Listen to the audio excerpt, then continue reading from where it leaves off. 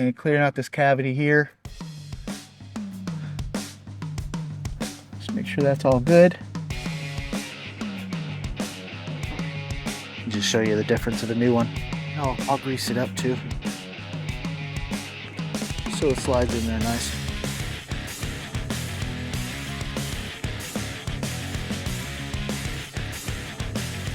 I greased it all. But once you got this all set, and it's so much easier to put on, just don't forget to not grease it.